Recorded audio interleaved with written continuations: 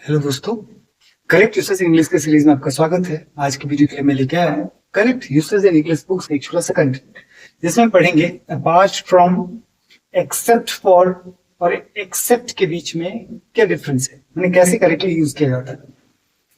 देखिए, apart from का दो मतलब होता है। अपार्ट फ्रॉम का मतलब एक तो एक्सक्लूडिंग या एक्सेप्ट फॉर, ये जो वर्ड है अपार्ट फ्रॉम और एक्सेप्ट फॉर, एक मतलब में दोनों का सेम मतलब है।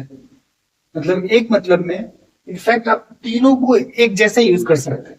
जहां पर ये मीनिंग होगा एक्सक्लूडिंग, नॉट इंक्लूडिंग या एक्सक्लूडिंग, ऐसा जब सेंस होगा तो आप वहां पे अपार्ट फ्रॉम यूज कर सकते हैं, एक्सेप्ट फॉर यूज कर सकते हैं, या फिर एक्सेप्ट भी यूज कर सकते हैं।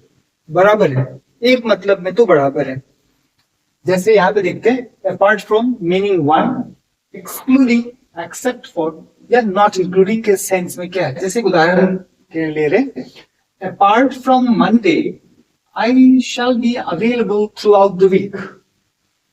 Apart from Monday I shall be available throughout the week, मतलब मंडे के अलावा मैं पूरे सप्ताह अवेलेबल रहूंगा। मंडे के अलावा मतलब एक्सक्लूडिंग मंडे, यही मतलब है। अगर आप इसी को अपार्ट फ्रॉम की जगह पे आप एक्सेप्ट फॉर यूज कर लेते, जैसे except for Monday I shall be available throughout the week, सही होगा। मतलब एक्सेप्ट फॉर मंडे मतलब मंडे के अलावा। या आप अगर ऐसे यूज करते except Monday comma I shall be available throughout the week, तो भी करेक्ट होगा। तीनों का मतलब एक ही है, apart from comma I shall be available throughout the week, मतलब मंडे के अलावा मैं पूरे सप्ताह अवेलेबल रहूंगा। उस अपार्ट फ्रॉम की जगह पे आप एक्सेप्ट फॉर या एक्सेप्ट लगा देंगे तो भी मतलब सेम है, एक मतलब है। क्लियर हो गई बात। लेकिन अपार्ट फ्रॉम का मतलब एक और भी है, वो होता है इन एडिशन टू। बड़ा कॉन्ट्राडिक्टिंग है ना। एक तरफ कहते हैं इसके अलावा, अपार्ट फ्रॉम का एक मतलब एक्सक्लूडिंग, मतलब इसके अलावा। अब मैं दूसरा मतलब कह रहा हूं इन एडिशन टू या एज वेल, मतलब इसके अलावा भी। अपार्ट फ्रॉम का जो दूसरा मीनिंग है इसके अलावा भी या एज वेल, क्या वहां पे एक्सेप्ट फॉर यूज करेंगे तो चलेगा? नहीं चलेगा। एक मतलब में आप अपार्ट फ्रॉम यूज करें, चाहे एक्सेप्ट फॉर यूज करें या एक्सेप्ट यूज करें, चलेगा। कौन सा मतलब? एक्सक्लूडिंग। एक्सक्लूडिंग के सेंस में यूज होगा तो तीनों का सेम यूज, सेम मीनिंग है और सेम जगह पे यूज कर सकते हैं। मतलब तीनों एक दूसरे की जगह पे रिप्लेसेबल है। लेकिन दूसरे मीनिंग में जब कहते हैं एज वेल, मतलब यहाँ पे जो है apart from meaning in addition to और एज वेल, मतलब इसके अलावा भी या एज वेल के सेंस में जब यूज होगा तो एक्सेप्ट फॉर या एक्सेप्ट का प्रयोग नहीं होगा। क्लियर है? तो दूसरे मीनिंग में सिर्फ अपार्ट फ्रॉम यूज होगा। कब? कैसे? कौन सा सेंस? In addition to. जैसे देखें यहाँ पे, apart from Germany, I visited to other European countries. Apart from Germany, comma, I visited to other European countries. यहाँ पे कॉलन है, फिर दो कंट्रीज कौन है? Italy and Austria.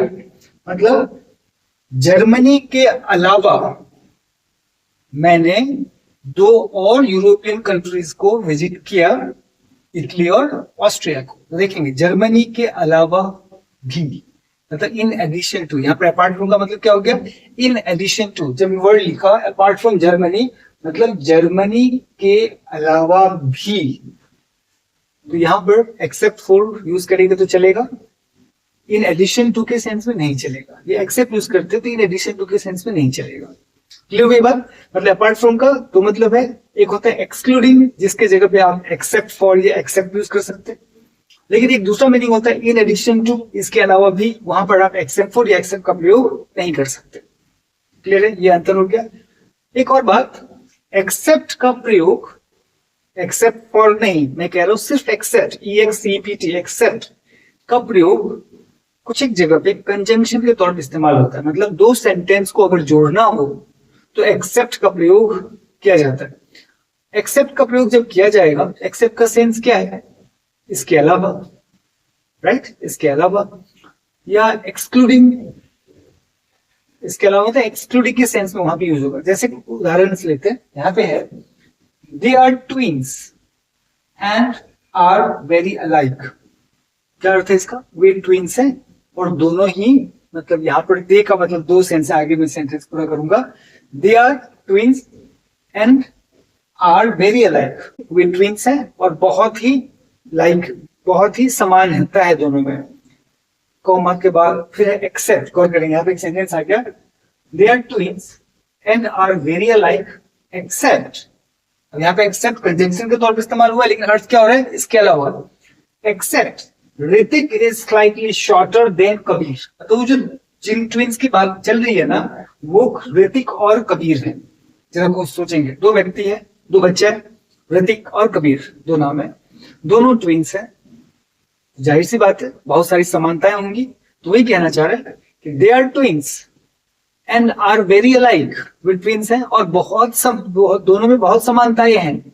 Accept Hrithik is slightly shorter than Kabir, मतलब ऋतिक कबीर से थोड़ा छोटा है। अब जरा सोचिए, यहाँ पे दो पार्ट सेंटेंस का है, कौन सा? Hrithik is slightly shorter than Kabir, Hrithik Kabir से थोड़ा छोटा है, एक सेंटेंस हो गया। दूसरा हो गया, they are twins and are very alike, वे जुड़वा हैं और बहुत समानताएं हैं।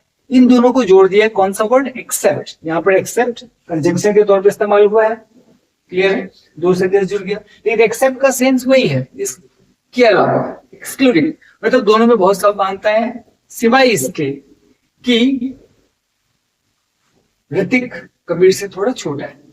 तो क्या देखा कि जहां पर अपार्ट फ्रॉम है वहां पर आप एक्सेप्ट या एक्सेप्ट फॉर भी यूज कर सकते हो उस सेंस में जिसमें अपार्ट फ्रॉम का मतलब होता है एक्सक्लूडिंग। लेकिन अपार्ट फ्रॉम का एक और मतलब होता है इन एडिशन टू, इसके अलावा भी, वहां पर आप एक्सेप्ट फॉर और एक्सेप्ट का प्रयोग नहीं कर सकते।